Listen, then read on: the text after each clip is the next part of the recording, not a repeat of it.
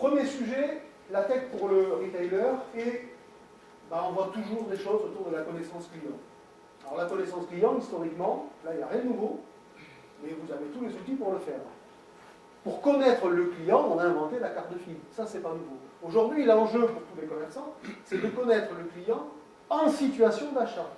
Et ça change tout, parce que si je sais qui il est, et ça vous le savez déjà, donc c'est pas là-dessus qu'il y a de gros projets à faire. Ok, on va dématérialiser les cartes de file, ok, on va enrichir le contenu, on va rajouter des lignes, ok, très bien, mais dans les faits, ça fait très longtemps que c'est parti. En revanche, la connaissance client sur la surface de vente, c'est quelque chose qui bouillonne aujourd'hui, et on voit beaucoup de choses là-dessus. On voit des choses autour de ce qu'est le client et l'état d'esprit dans lequel il est. Et on voit des choses autour des flux qu'il utilise.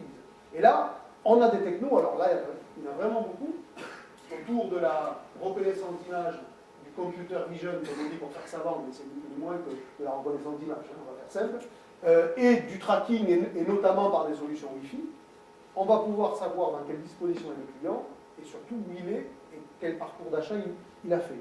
Alors c'est fascinant de se mettre face à une caméra qui peut être cachée dans un meuble et que la caméra vous dise tiens, ce mec-là il a 46 ans, ce qui trouve est la réalité, mais ces machines se trompent finalement très peu. C'est un mâle, voilà, ça jusque-là je m'en étais rendu compte tout seul, et il a l'air content. Ben, voilà ce que ça peut permettre de faire par exemple pour que le retailer sache qui va s'arrêter devant quel type d'offre.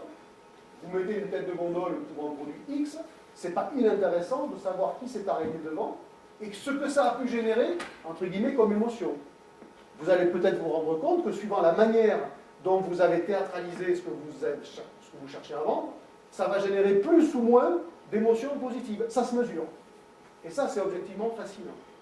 Alors évidemment, c'est Big Brother. Et si on s'arrête à ce handicap-là, on arrête tout de suite l'intervention et on fait notre métier. Évidemment, c'est Big Brother. Il faut juste l'accepter. Donc là, autour de ça, il y a énormément de solutions qui vous permettent de qualifier le client où vous voulez dans votre magasin.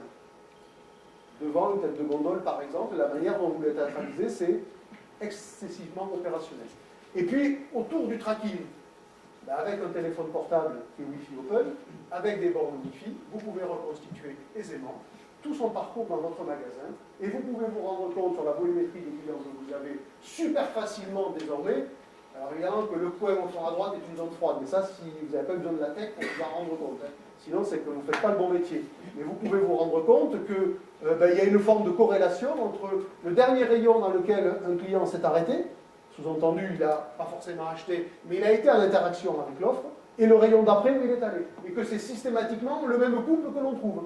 Ça peut vous donner des infos super intéressantes sur la manière de réinventer demain le magasin. Donc ça, aujourd'hui, on peut parfaitement le faire. Il n'y a plus aucune difficulté technologique à qualifier le client et à traquer le client. Ça, c'est pas nouveau à la NRF, ça fait déjà 3-4 ans que ces solutions, on les voit. Aujourd'hui, c'est devenu une banalité affligeante.